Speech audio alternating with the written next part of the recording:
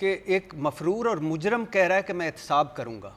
किसका? और भाई तो डील क्यों की? रुके रहते हैं ना, जब भी मुल्क को उनकी जरूरत होती है कभी लंदन भाग जाते हैं, कभी जद्दा भाग जाते हैं। पहली बात। दूसरी बात है, पहले अपना तो हिसाब दो यार, अपना हिसाब दो। अगर ये मुजरम है तो बकौल ख्वाजा आसिफ आप इनके साथ मुजरमों के साथ डील करके लंदन क्यों गए? अगर ये मुजरम है तो आपने मुजरम को एक्सटेंशन क्यों दी? अब कुरान पर हलफ लेकर और कहा कि अब बार बात नहीं जानी चाहिए। अगर ये मुजरम है तो 15 महीने मेरी हुकूमत थी, भाई की हुकूमत थी, बात ही शुरू कर लेते, बात शुरू कर लेते कि भाईजान ये हमारी हुकूमत आ गई, हमने अपना कैपिटल कैपिटल क्या लॉस करना था, अपनी रियासत बचा ली, लेकिन ये हमारे मुजरम है, इनका करें।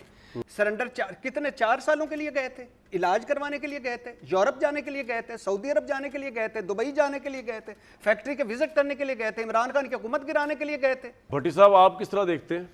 आप जस्टिफाई करते हैं या आपको लगता नहीं कि फैसल वाडा साहब की बात जितनी भी दुरुस्त क्यों ना हो, लेकिन हमारे पास चॉइस तो और कोई नहीं है, यही पॉलिटिशियंस हैं, इनको आप बदबूदार कह लें, करप्ट कह लें, ये अवाम के मैंडेट से भी आते हैं, अवाम का वोट लेकर भी आते हैं, इनको नाहल कह लें, निकम्मा कह लें, वॉट इनको फेंक तो नहीं सकते?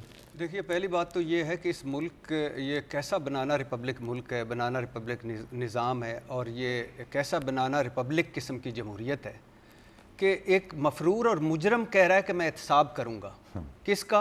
एक्स आर्मी चीफ का, एक्स DGISI का, sitting chief justice of supreme court का और साबिक चीफ जस्टिस सुप्रीम कोर्ट का। फ़ाइन। सवाल ये है कि नंबर 3 सवाल मैं हमेशा पूछता हूँ, कोई जवाब नहीं देता। पहला सवाल ये है कि अगर ये मुजरम है तो बकौल ख्वाजा आसिफ आप इनके साथ मुजरमों के साथ डील करके लंदन क्यों गए? अगर ये मुजरम है तो आपने मुजरम को एक्सटेंशन क्यों दी?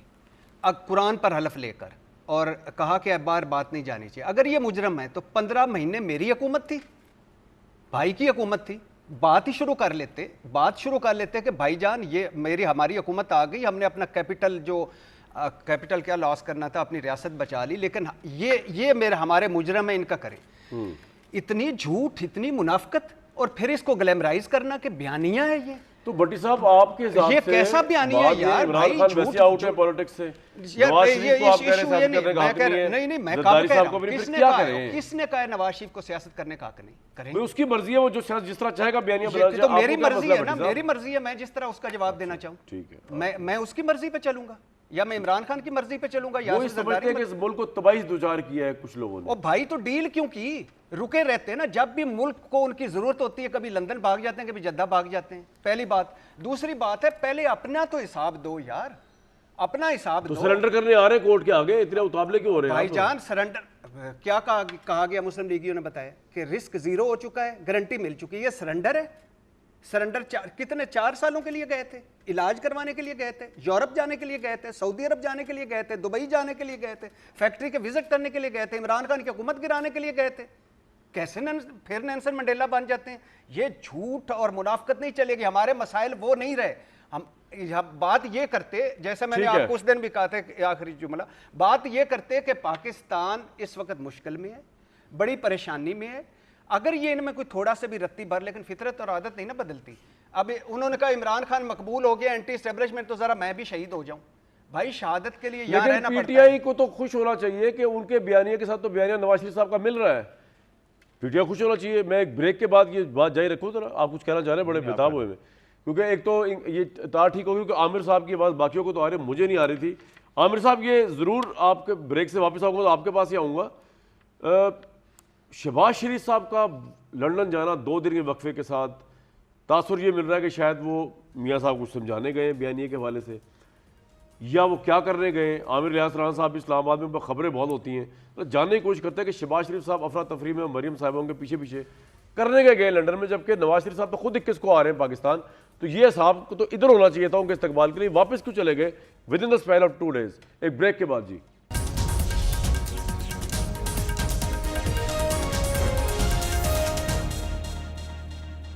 आमिर भाई, बाकी बातें छोड़े, मुझे ये समझाएं कि शहबाज शरीफ साहब को इलेक्शन की आज की खबर सुनने के लिए यहाँ पे होना चाहिए था, खुशामदीद करना चाहिए था। इलेक्शन होने जा रहे हैं, ऑलमोस्ट तारीख आ चुकी है, जनवरी के आखिरी हफ्ते में होगा। नवाज शरीफ साहब की तैयारी करनी थी 21 अक्टूबर। ये 2 दिन पहले लंदन से आए थे, अब वापस चले। कुछ सुनगुन है सर आपको, क्या हुआ है?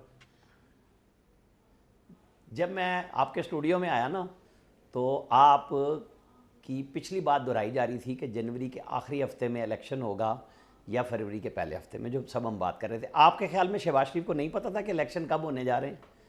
ये सारी दुनिया को पता था, सबको सिस्टम का पता था कि कब कैसे कर रहे हैं। मैं आपकी खबर से ही शुरू कर रहा हूँ ना बात को। तो शहबाज शरीफ से सुबह भी मेरी बात हुई है जाने से पहले, वो नवाज शरीफ के बुलाने पे गए। मैं आपको ये बात बड़ी सॉलिड बता रहा हूँ, और ये अपनी इन्फॉर्मेशन सिर्फ उनकी बात करने से नहीं कह रहा कि जी कोई ये जो बयान आया है कि उसके ऊपर परेशानी है, कोई परेशानी सर नवाज शरीफ साहब ने आपको क्यों नैब बुलाया की कहानी भी उन्हें? बता अभी दूं तो मिलके आए थे वो भाई से। एक मिनट ना नैब पे पीपल्स पार्टी को कुछ होने जा रहा है। आप और हम तूफान में बैठे हुए हैं कि जी ओहो जी फलाने फलाने नाम आ गए। मुझे बताएं ना, इमरान ने चैलेंज किया था ज़मानत को कि ज़मानत का असूल बरकरार है, जिस पे वो और उनकी अहलिया बेनिफिशरी हैं आज ज़मानत पे। ना उन्होंने 90 दिन के रिमांड को छेड़ा, ना अदलिया ने इन दोनों चीज़ों को ख़त्म किया। ये वहीं की वहीं मौजूद हैं। आप मुझे बताएं नैब का क्या मिथ थी? 90 दिन का रिमांड और ज़मानत ना होना, 2-2 साल बंदे अंदर रहते थे, ये थी ना उसकी तड़ी, वो ख़त्म हो गई। मैं आपको अगली भी बता रहा हूँ, इन रेफरेंसेस का जो कुछ भी हो रहा है, कुछ नहीं होने का। आप और हम यहीं पे हैं, आप देख लीजिएगा।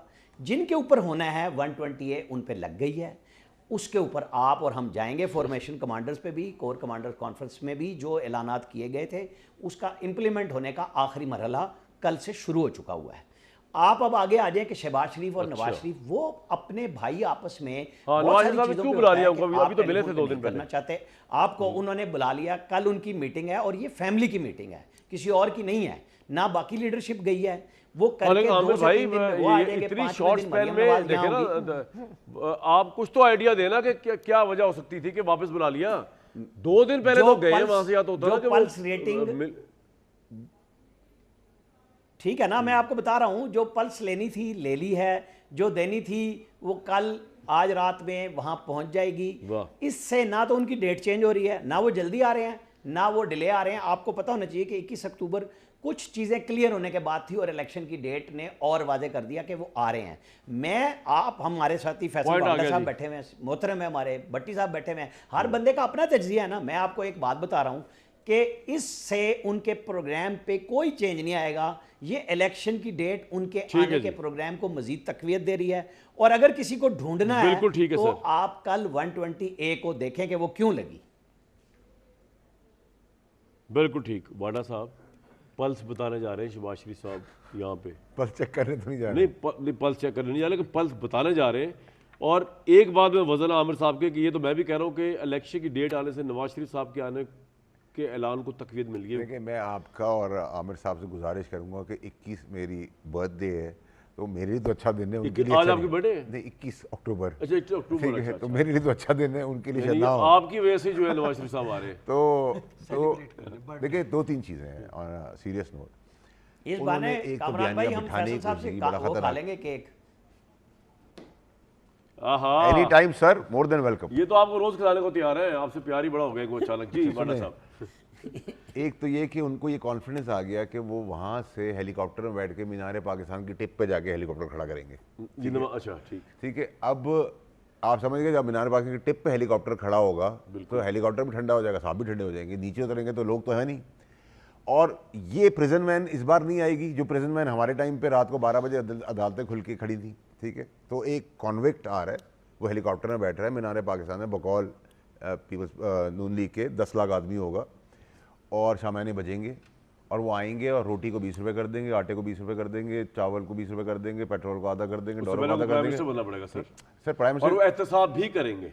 नहीं वो तो सर देखिए वो तो वक्त ही बताएगा यार। शाम शाम आप कहते रहे ये कर रहा वो कर, नवाज शरीफ बड़ा लीडर है, वो आकर एहतसाब कर रहा है, पहले उसे ऐलान लगा दी। देखे ना, उसको प्राइम मिनिस्टरशिप की परवाह नहीं है। अगर देखा जाए तो बड़ा बोल्ड स्टैंड लिया भाई, बहुत बोल्ड स्टैंड लिया, इसीलिए पल्स पकड़ के चले गए हैं छोटे भाई साहब। आपको लगता है क्यों गए शहबाज शरीफ? मुझे तो वजह पता है, ठीक है। मैं लेकिन आमिर साहब ने कोई तज्जिया दे दी है तो मेरे सीनियर है, तो मैं उनको चैलेंज नहीं करना चाहता, लेकिन मुझे तो अंदाजा है और मुझे पता है। रिश्ता कायम हो गया कि प्रोग्राम में पहली दफा एक दूसरे से मिले। वो नून लीग के इतने करीब है, उनको इनसाइड बताया, तो मैं अब उनकी कल को नून लीग आएगी तो आमिर साहब के पीछे जाके खड़ा हूँगा कि सर हमारा ख्याल रखना भाई। अच्छा, अगर उनकी गवर्नमेंट आगे नून लीग की तो देखिए, एक तो सर ये कि 6.25 करोड़ का फिगर आ गया है जवान लड़के लड़कियों का, बच्चों का। ठीक है सर, वो 6.25 करोड़ बच्चे जो है ना वो चने नहीं खाते हैं। वो मुझसे, आपसे, आमिर साहब से सबसे बड़े तेज हैं।